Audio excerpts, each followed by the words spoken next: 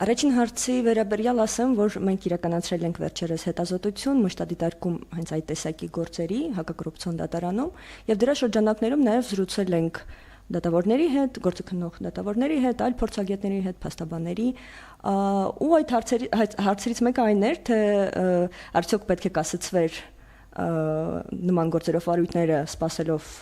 ՍԴ որոշմանը, թե ոչ, ու իրականում հիմնական բացատրությունը, որը ստանում էինք դատավորներից այն էր, որ ՍԴ-ն ուներ ողջ գործիքակազմը կասեցնելու, եթե կարիքը տեսներ, քանի որ կարիքը չի տեսել կասեցնելու, նշանակում է, որ մենք կարող ենք առաջ գնալ եւ քննել այս գործերը։ Այդ թվում նաեւ համապատասխան տեղեկատվության զանգված ձևավորելու համար, այսինքն որպեսզի վերացական գնահատում չլինի ՍԴ-ի կողմից, այլ ինչ որ պրակտիկա լինի, որի լույսի ներքո Սահմանադրական դատարանը կկարողանար փոքր-ինչ ավելի հստակ դիրքորոշում հայտնել, տեսնելով խնդիրներ կամ հակառակը խնդիրներ չնկատելով։ Ինչ վերաբերում է երկրորդ հարցին, այսինքն օրենքի մեկնաբանությանը,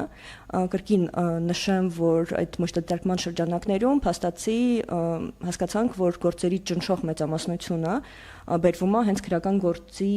հիմքով, այսինքն դա առաջի երկրորդ կետով մասնավորապես, հա, երբ որ անձը ներգրավում է քրական վարույթում ինչ որ հանցագործություն է վերագրվում, հա, ինչ որ դերակատարում է ունենում, ու դրա հիմքով զուգահեռաբար ուսումնասիրություն է հարուցվում, սկսվում, որի շրջանակներում էլ արդեն գործընթացները շարունակվում են, անկախ նրանից այդ անձը դատապարտվեց արդյունքում, թե ոչ, որ փուլում է գտնվում քրական գործը։ Ու ակնհայտ էր դատախազության դիրքորոշումը առ այն, որ որևէ կապ այդ վերագրվող հանցագործությունը չպետք է կապ ունենա ուսումնասիրության հետ, ընդհանրապես ազդակ է,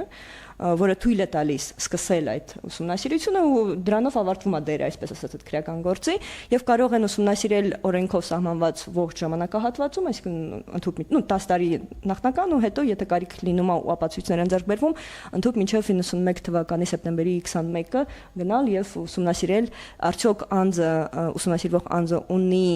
ենթադրյալ ապօրինի ծագում ունեցող գույք թե ոչ կամ իր հետ փոխկապը գծված անձինք ու ըստ դրա արդեն հայցի լույսի շրջանակներում այդ գույքը փորձել բռնագանձել։ Սա իրականում շատ կարևոր էր իրականում ՍԴ որոշումը, որտեղ մենք ուսումնասիրում էինք եվրոպական դատարանի պրակտիկան, արդեն նշվեց, հա, որ նաև փաստաբաններն էին վկայակոչում որոշ նախադեպային որոշումներ, տեսանք նաև, որ դատական ակտերում դատավորները նույնպես անդրադարձել են միեդի դիրքորոշումներին, բայց ասելով, որ կիրառելի չեն, ինչ պատճառներով կոնկրետ իրավիճակը Բուլղարիայում մասնավորապես, հա, մեզ վերաբերելի չի, այդ մոդելը, որ նշվեց, իրականում խոսքը գնում էր անհիմն հարստացման մասին, այսինքն երկու իրականում տեսանք հակասություն անգամ կամ տարատեսակ պրակտիկա ավելի շուտ այնպես պետք է ասեմ, դատական ակտերում սկզբից ասում են, որ ինրեմ վարույթ է, այսինքն գույքի դեմ, ոչ թե անձի դեմ, կիրառվող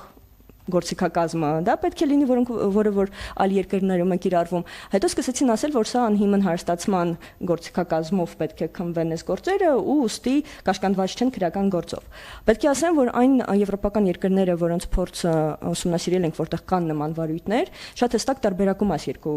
գործընթացները։ Երկուսն էլ առանց դատապարտման հնարավորություն են տալիս գույքը բռնագանձել, բայց ինրեմի դեպքում հանցավորության հետ կապը պարտադիր այդ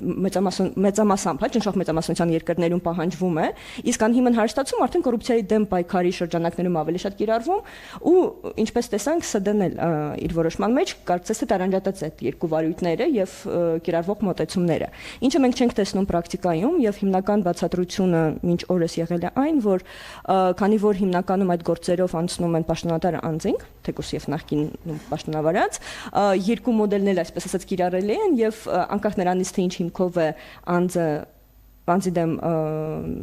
ուսումնասիրությունը սկսվել քրական գործի հետ կապված թե ոչ, միևնույնն է երկուսի մոտեցումներ կարող ենք դիտարկել, այդ ու նաև բայց մյուս կողմից էլ պետք է ասեմ, որ որոշ գործերով անձի